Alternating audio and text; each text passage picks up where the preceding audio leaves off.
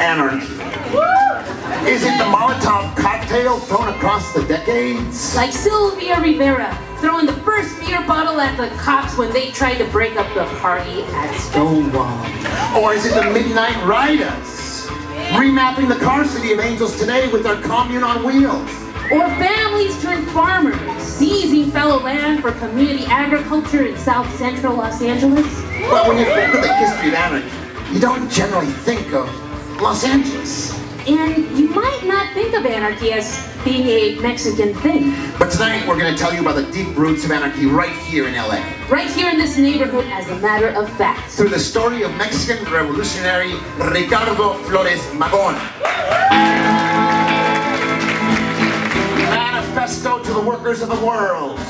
This formidable struggle of the two social classes in Mexico is the first act in the great universal cataclysm which very soon will break upon the scene all over the planet. And whose final act will be the triumph of the magnanimous formula of liberty, equality, and fraternity, which the bourgeois political revolutions have not been able to translate into physical reality. Because these revolutions have not dared to break the dorsal fin of tyranny, capitalism, and authoritarianism. Comrades of the entire world. The solution is in the hands of the disinherited. It only requires the practice of a great virtue. Solidarity. Welcome to Variedades! Have I ever lied to anyone in this room? Have I ever not known what was fucking happening in this world?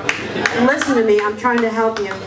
This land is your land, this land is my land, from Mexico to the New York Island, from the Redwood Forest to the Gulf Stream waters. This land was made for you and me. As I was walking that ribbon of highway, I saw above me that endless skyway. I saw below me a golden valley. This land was made for you and me.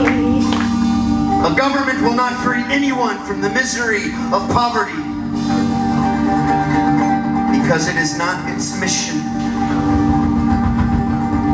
The mission of the government, of any government, of all government, is to protect the interest of the rich. J.P. Morgan, Wall Street. Interests which can only prosper by means of the sacrifice of the poor, los pobres, los de abajo, los pobres, the poor. If the poor will work only for himself and for his familia, what will the rich eat? So that the rich enjoy is precisely why the poor suffer. Los pobres, los de abajo. Well then, what is needed? What is needed is that there be no more rich, no más ricos, no more rich. That we will all be equal. No más ricos. And to accomplish this,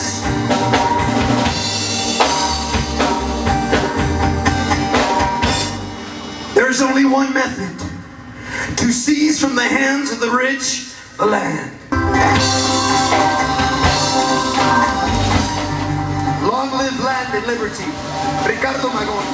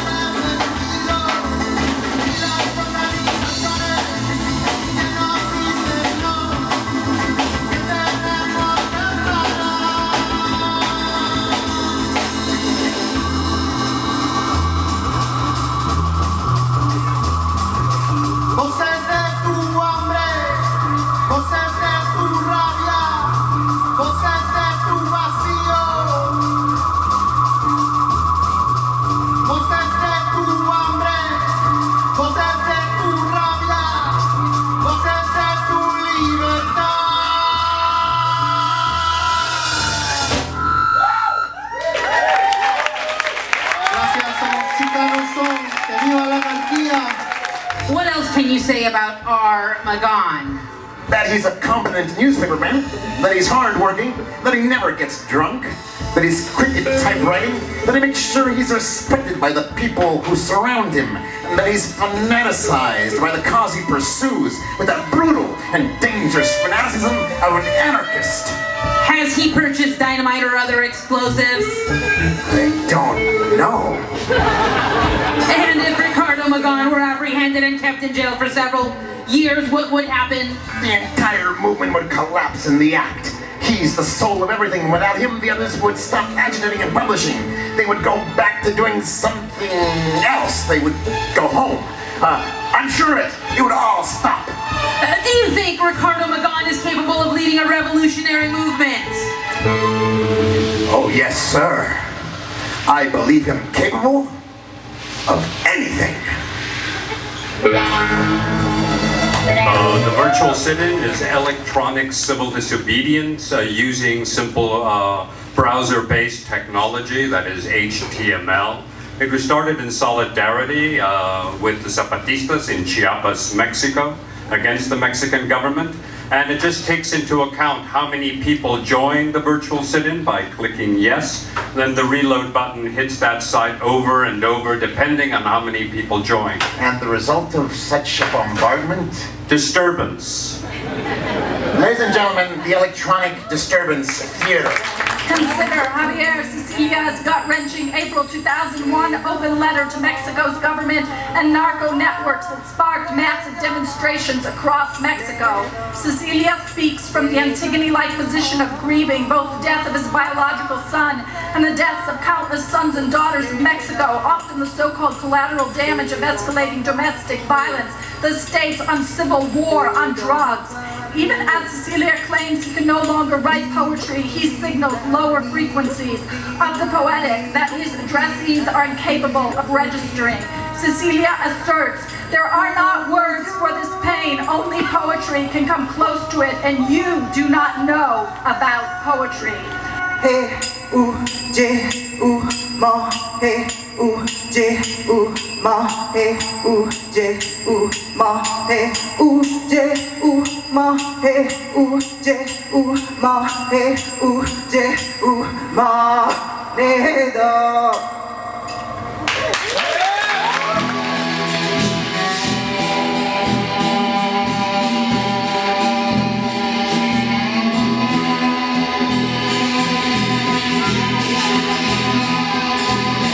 Generals gathered in their masses,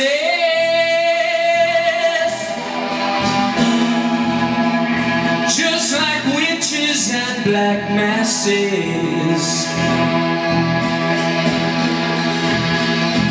Evil minds that plot destruction,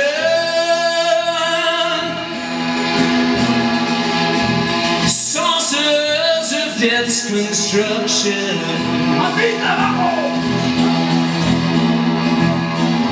In the fields, the bodies burning,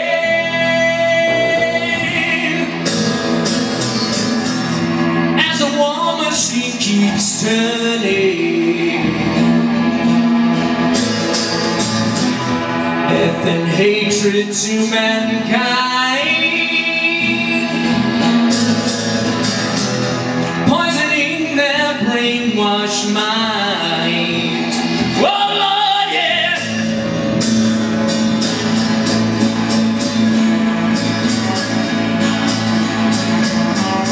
Oh Lord, yeah.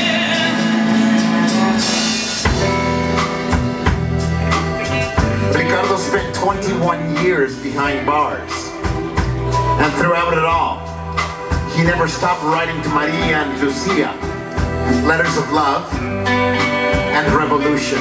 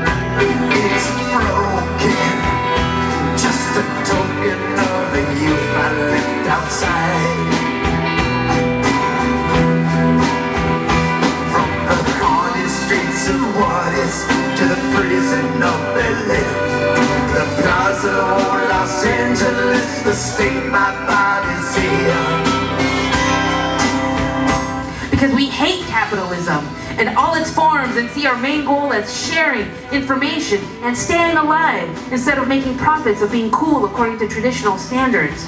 Because we are angry at a society that tells us girl equals dumb, girl equals bad, girl equals weak. Because we are unwilling to let our real and valid anger be diffused and or turned against us via the internalization of sexism as witnessed in girl jealousism and the self-defeating girl type behaviors. Because I believe with my whole heart, mind, and body that girls constitute a revolutionary soul force that can and will change the world for real.